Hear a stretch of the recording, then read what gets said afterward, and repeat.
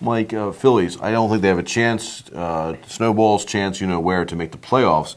But this time of year is a good chance for us to make some other observations with what we've seen since the trades. I'll start it off.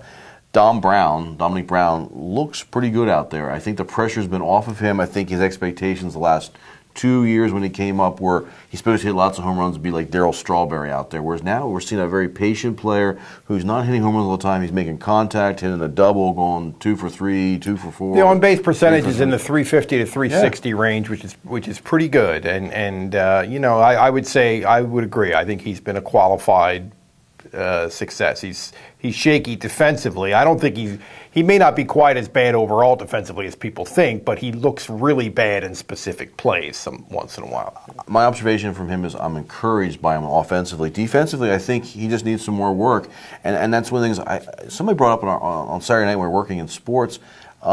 Who is the coach for the outfield right now, and is he doing a good job? Do they work on these things? It's not just him. Hunter Pence was horrible out there, and there's some other miscues this year. Mayberry, and he's been all over the field too, but just some miscues in general. I think this is maybe something that we don't talk about enough in Major League Baseball in general, is coaching, and maybe teams don't give enough attention to this and spend enough money on coaches. The Davey Lopes thing would be a good example. I'm sorry to interrupt you. No. I just was thinking. Well, I think in spring training they do. Once the season starts, you're in different stadiums, and different than basketball and football, where the dimensions are all the same. You got unique stadiums and outfield fences. I'm surprised they don't work more on this. And I was going to say was Gary Maddox years ago. The Phillies they'd move John Russell to the outfield or Juan Samuel to center. Well, guess who came out of retirement to help coach?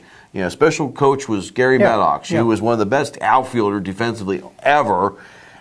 Maybe he's I'm not sure if he's too old now or not, but why don't we get a Gary Maddox back here to work with these guys? He shouldn't be. He shouldn't be too old, I would think. But I would think they need to change some of the coaching staffs in general because of these kind of observations I'm seeing now. I'm not saying it has to be Manuel, although I've said that for how many years now, but some other coaches, because there's just so many miscues. Why don't you get some new voices for these players? The bullpen, another thing I've been noticing. I haven't seen anybody step up there, and I think this is their chance. I think if you're very observant of you, if you're in AAA, I think you should be salivating the chance that there's opportunities here. If you would set a foot forward right now, it would bode well for the future. And I think the other day they lost a game against Milwaukee, and is it Lindblom, the kid? He walks 2 guys after Cliff Lee had pitched so well, loads the bases, and Manuel leaves him in for the grand slam. I first was frustrated with Manuel, but I thought, wait a minute.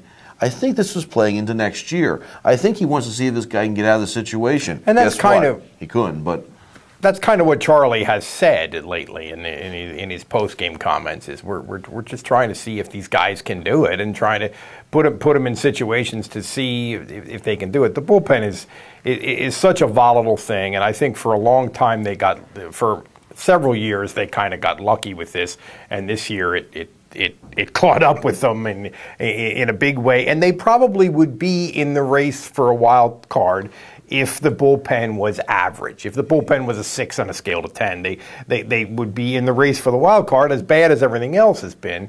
But I mean, part of that is you're not going to address that really unless you compromise the rest of your team, because they're relievers.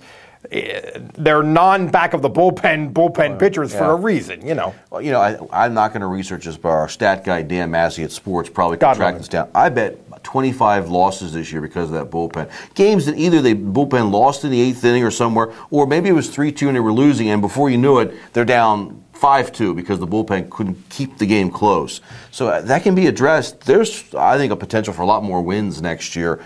Kyle Kendrick has impressed me the last couple hours. Oh, he's been tremendous lately. I mean, I don't know if that means anything. It's a couple starts, and I think I still think he's a pretty limited pitcher, but he's never been as bad as people have kind of said he is, and lately he's been real good. But he's pitching well enough. He makes $4 million. Could you trade him somewhere to help get something else you need next year? Well, I think that's not a bad idea, and everything's on the table. I mean, everybody needs starting pitching.